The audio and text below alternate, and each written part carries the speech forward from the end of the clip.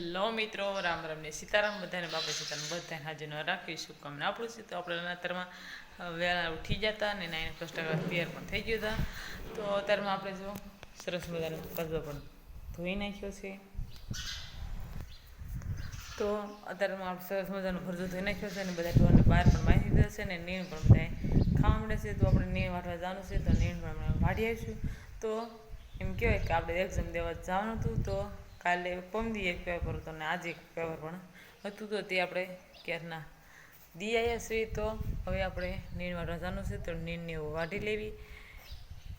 ખાતરની લારી ભરવાની છે. તો આપણે જો અહીંયા ખાતર ભર્યું છે, પહેલાં તો આપણે ઢોરને સીધા કાઢવાનો છે, કાઢી લેવી. તો આ બાજુ આપણે ઢોરમાં નીચે ખાતર છે. તો આપણે જો ખાતર ખોદવાનું છે અને ભરવાનું છે. તો આપણે એ ખોદે ને આપણે ભરવાનું છે અને આ ખાતર પણ ભરવાનું છે. અને સંજયભાઈ જો પાણીવાળા છે. તો મારું મિની એટલે મારે ફાઇન કરી જશે વાગ્યા.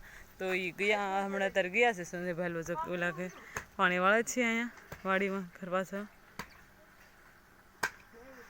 અને મોટર પણ ચાલુ છે. તો આપણે ખાતર ભરવાનું છે, તો જલ્દી ભરી નાખ્યું ખાતર. તો આપણે જો ઢોર નીચે ડાબો કાઢવાનો હતો, તો ઘણો ખરો આપણે કાઢી નાખ્યો છે.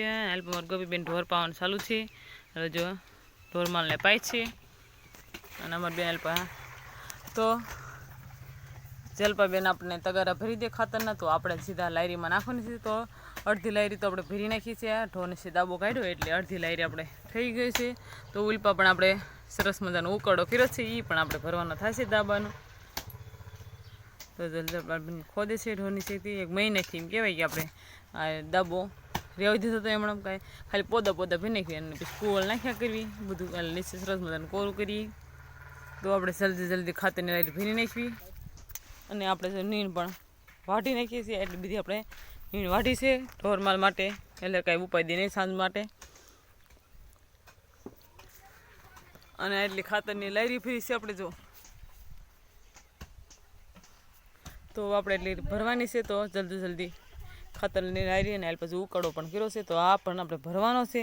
તો એટલી લાયરી ખાલી છે એમાં ભરી દેવી. અને નીણ પણ વટાઈ ગઈ છે. તો હવે આપણે ખાતર ભરવાનું છે. તો જલ્દી ભરવા મળી ખાતર. ફાઇનલ આપણે જો ખાતરની લાયરી ભરી નાખી છે. તો આપણે ભેંસ ધોવાની છે. તો એક ભેંસ ધોઈ નાખી છે અને બીજી ભેંસ પણ આપણે ધોવાની છે. તો આપણે ખાંડ પણ તૈયાર કરવાનું છે. તો હમણાં ખાંડ પણ તૈયાર કરી નાખશું. તો અમારે ગોપીબેન રસોઈ બનાવે છે. તો હમણાં રસોઈ બની જાય એટલે પછી આપણે બધા જમી લઈશું. મારા પપ્પાની જે ગામ જતા એ કાંઈ આયા નથી. આપણે પછીના જુઓ છે સરસ મજાના. એટલે આપણે બુંગણ સાંજે ઢાંકી દેવાનું. હવે ઝાકળ આવે એટલે આપણે અત્યારે ખુલ્લું મૂકી દીધું છે.